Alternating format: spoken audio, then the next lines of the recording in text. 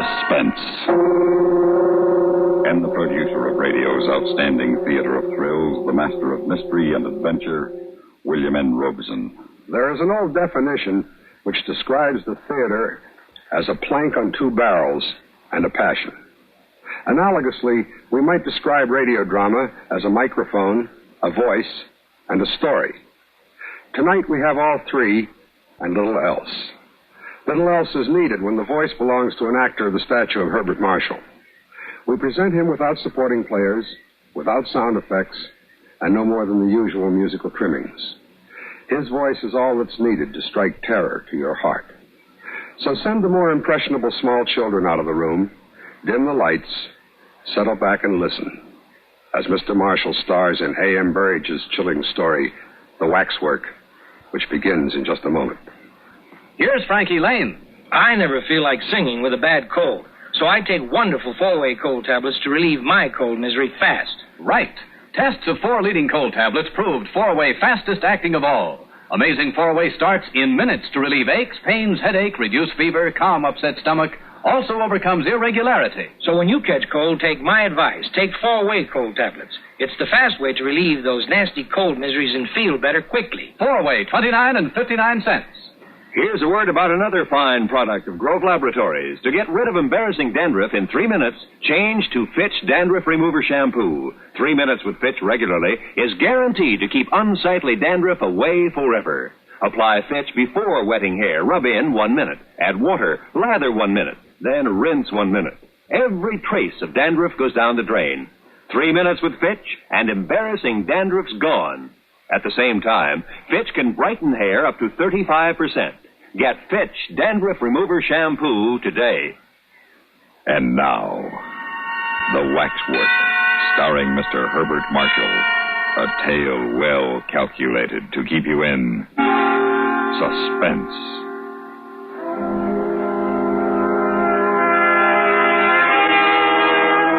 While the uniformed attendants of Mariner's Waxworks were ushering the last stragglers through the exit, the manager sat in his office interviewing Raymond Hewson, a young journalist somewhat down on his luck. The manager was speaking. It used to be said years ago that Madame Tussauds would give a man £100 for sleeping alone in the Chamber of Horrors. I hope you don't think that we have made any such offer, Mr. Hewson. By the way, what is your paper? I'm freelancing at present. However, I should find no difficulty in getting the story printed. The Morning Echo would use it like a shot. A night with Mariner's murderers. Very well, Mr. Hewson. I must warn you, it's no small ordeal that you're proposing to undertake. I own I shouldn't care to take it on. I should hate having to spend the night alone in the murderer's den. Why? Well, those waxworks represent the lowest and most appalling types of humanity. The whole atmosphere of the place is unpleasant, and if you are susceptible to atmosphere, I warn you that you are in for a very uncomfortable night. Hewson had known that from the moment the idea had first occurred to him. His soul sickened at the prospect. But here was a chance not to be missed. The price of a special story in the Morning Echo. Besides, if he wrote the story well, it might lead to an offer of regular employment. The manager smiled and rose. Well, I think the last of the people must have gone by now. One condition I'm afraid I must impose on you. I must ask you not to smoke. We had a fire scare down there this evening. I don't know who gave the alarm, but whoever it was a false one. Fortunately, there were very few people down there at the time, or there might have been a panic. And now, if you're ready, I'll take you down to the murderer's den.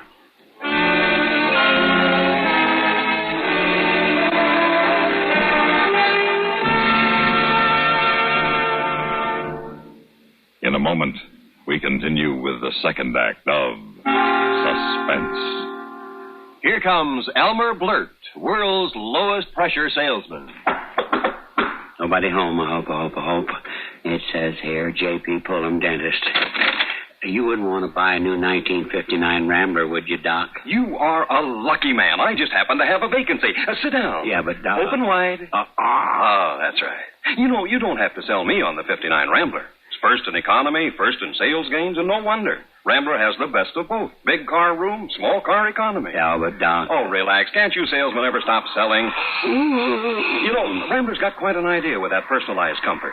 Independently adjustable front seats, adjustable headrests, easiest parking and handling in America. Why, that 59 Rambler is so terrific it makes you want to put your foot right down on the accelerator.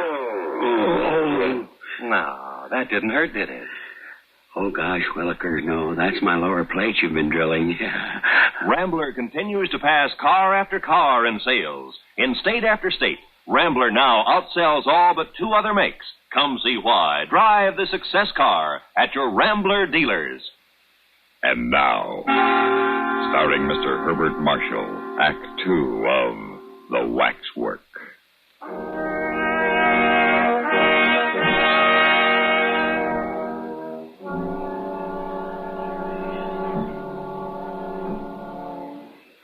Murderer's Den in Mariner's Waxworks was an eerie and uncomfortable chamber. A chamber whose atmosphere invited its visitors to speak in whispers.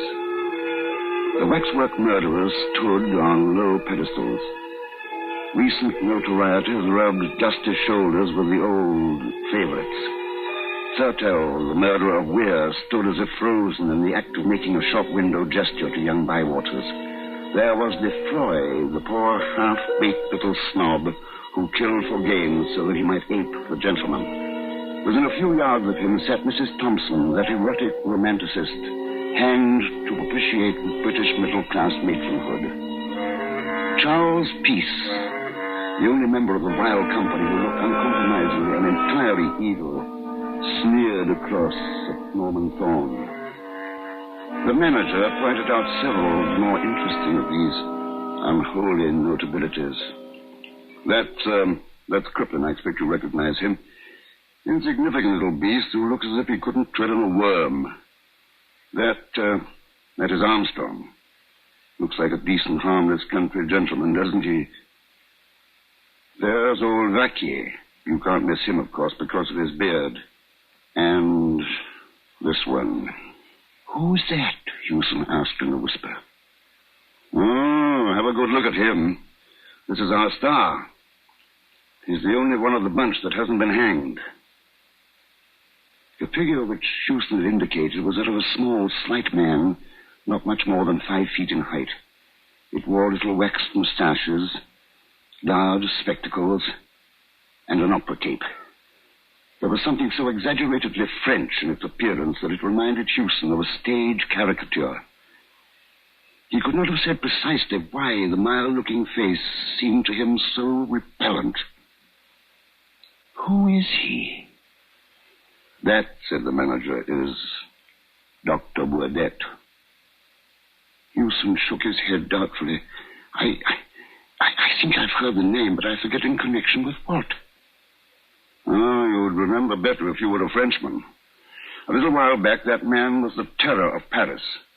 He carried on his work of healing by day and of fruit-cutting by night. He killed for the sheer devilish pleasure it gave him to kill. And always in the same way. With a razor. But at last he left a clue behind him which set the police upon his track. But he was too clever for them. When he realized that the coils were closing about him, he mysteriously disappeared, and ever since, the police of every civilized country have been looking for him. However, there is no doubt that he managed to do away with himself, and by some means which has prevented his body coming to light. I don't like him at all. What eyes he's got. Yes, this figure's a little masterpiece. You find the eyes bite into you? Well, that's excellent realism, then, for Burdett practiced mesmerism and was supposed to hypnotize his victims before dispatching them. Indeed, had he not done so, it is impossible to see how so small a man could have accomplished his ghastly work. There were never any signs of a struggle. I thought I saw him move. Well, you will have more than one optical illusion before the night's out, I expect, sir. I'm sorry I can't give you any more light, but all the lights are already on. For obvious reasons, we keep this place as gloomy as possible. Well, good night, Mr. Hewson.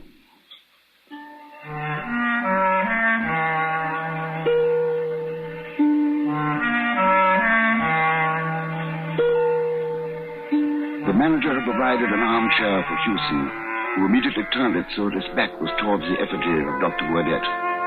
For some undefined reason, he liked Dr. Burdett a great deal less than his companions. The dim, unwavering light fell on the rows of figures which were so uncannily like human beings that the silence and the stillness seemed unnatural and even ghastly. He missed the sound of breathing, the rustling of clothes, the 101 minute noises one hears when even the deepest silence has fallen upon a crowd. And the air was as stagnant as water at the bottom of a standing pond. It must be like this at the bottom of the sea, he thought. He faced the sinister figures boldly enough. They were only waxworks. So long as he let that thought dominate all others, he promised himself that all would be well. It did not, however, save him long from the discomfort occasioned by the waxen stare of Dr. Burdett, which he knew was directed upon him from behind. The eyes of the little Frenchman's effigy haunted and tormented him, and he itched with a desire to turn and look. At last, the compulsion was too great, and he slewed his chair round and looked behind him. The image of the dreadful little doctor seemed to stand out with a queer prominence. Hewson flinched before the parody of mildness which some fiendishly skilled craftsman had managed to convey in wax, met the eyes for an agonized second, and turned again to face the other direction. He is only a waxwork like the rest of you. You are all only waxworks. They were only waxworks, yes, but waxworks don't move.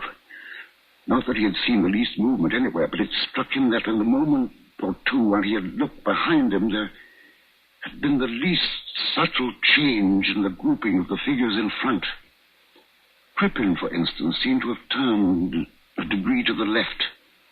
Or, thought Hewson, perhaps the illusion was due to the fact that he had not returned his chair to its exact original position. He had neither seen nor heard a movement, but it was as if some sixth sense had made him aware of one. He looked straight into the vapid countenance of Lefroy, which smiled vacantly back as if to say, "It wasn't I." Of course it wasn't he, or any of them. It was his own nerves. Or was it? He swung round quickly to encounter the mild but baleful stare of Dr. Burdett. Then, without warning, he jerked his head back to stare straight at Crippen. He nearly caught Crippen that time.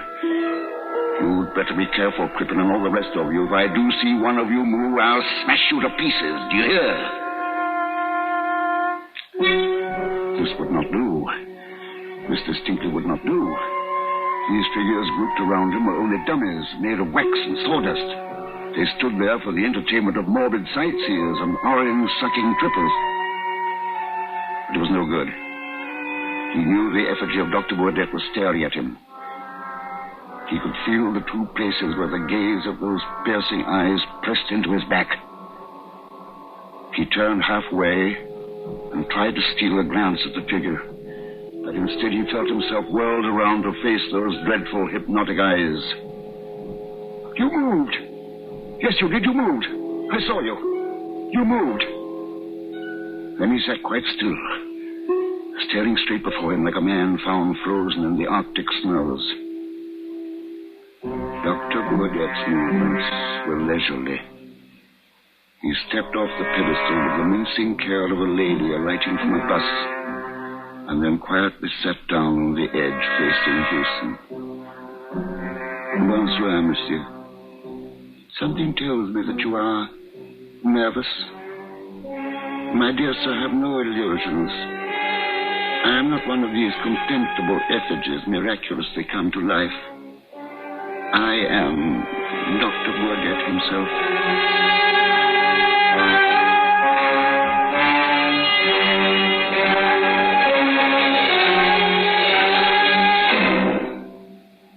a moment, we continue with the third act of Suspense. Do you know about the little white tablet in the little green pocket roll? Just a-waiting for the moment when you need 'em to bring your acid indigestion under control. Tums are the little white tablets in the little green pocket roll. Tums for the tummy, Tums. Bring relief quicker than you'd ever guess. Best for any kind of acid distress. Keep 'em handy in the pocket roll. Keep your tummy under Tums control.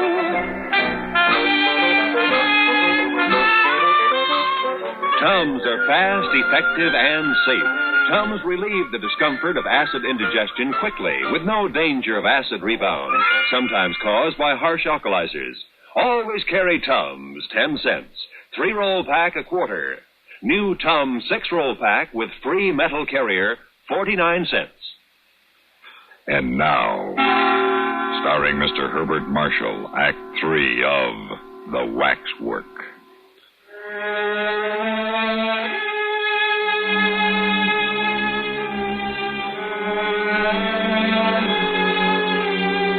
Houston sat immobile, staring at the miles of murderer. He could see, he could hear, but he could not move a muscle, and he could not tear his eyes away from Dr. Beaudet's hypnotic eyes. The doctor continued in his easy manner. The circumstances have made it desirable that I should live in England. I was close to this building this evening when I saw a policeman regarding me a little too curiously.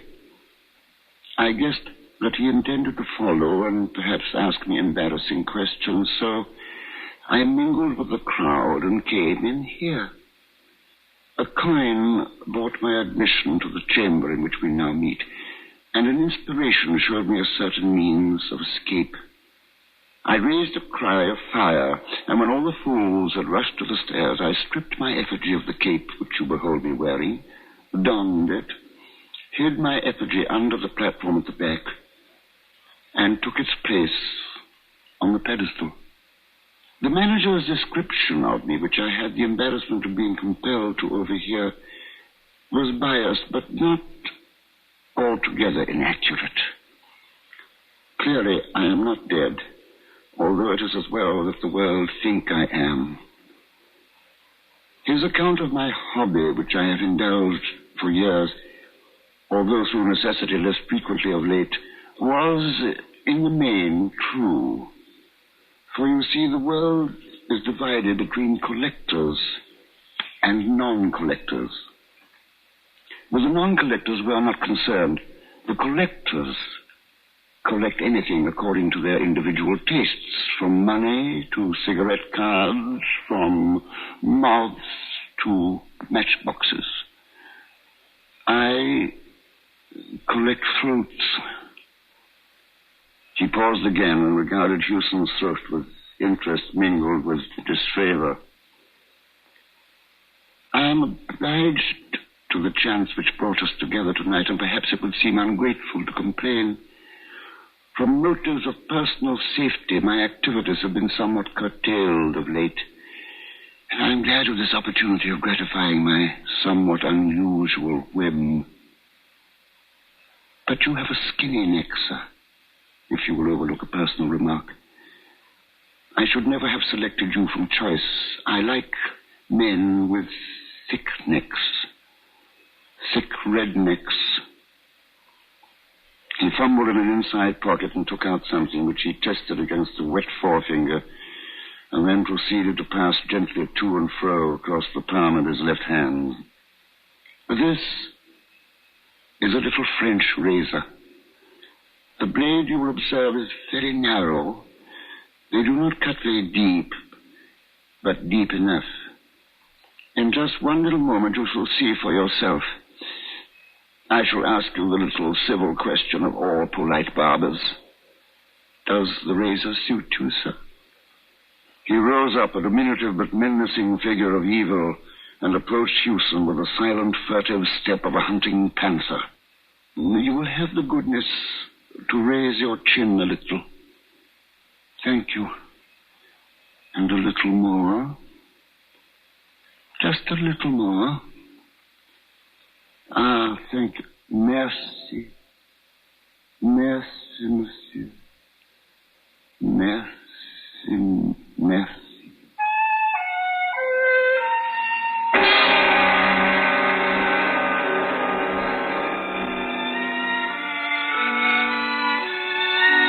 Over one end of the chamber was a thick skylight of frosted glass, which by day let in a few sickly and filtered rays from the floor above. After sunrise, these began to mingle with the subdued light from the electric bulbs, and this mingled illumination added a certain ghastliness to a scene which needed no additional touch of horror. The waxwork figures stood apathetically in their places, waiting to be admired or execrated by the crowds who would presently wander fearfully among them. In their midst, Houston sat still, leaning far back in his swivel chair. His chin was up-tilted as if it were waiting to receive attention from a barber. And although there was not a scratch upon his throat, nor anywhere upon his body, he was cold and dead. Dr. Baudet on his pedestal watched the dead man unemotionally. He did not move, nor was he capable of motion. But then, after all, he was only a waxwork.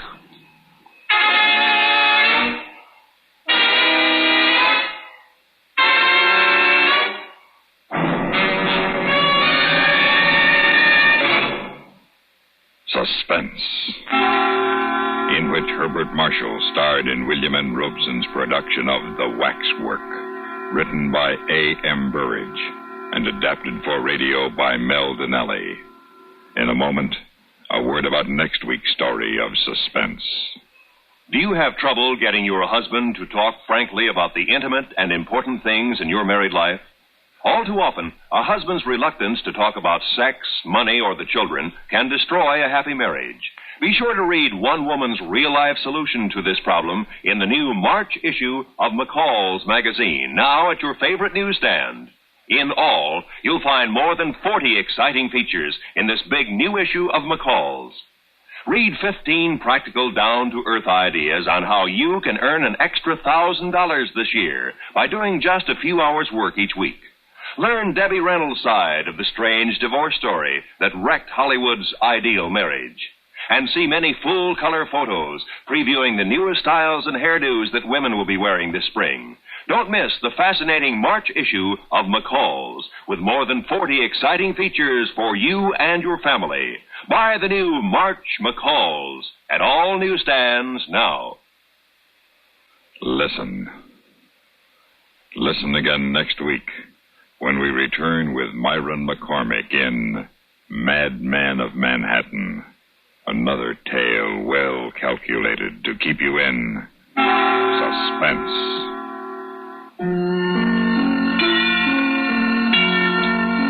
The latest news follows, then Have Gun Will Travel on the CBS Radio Network.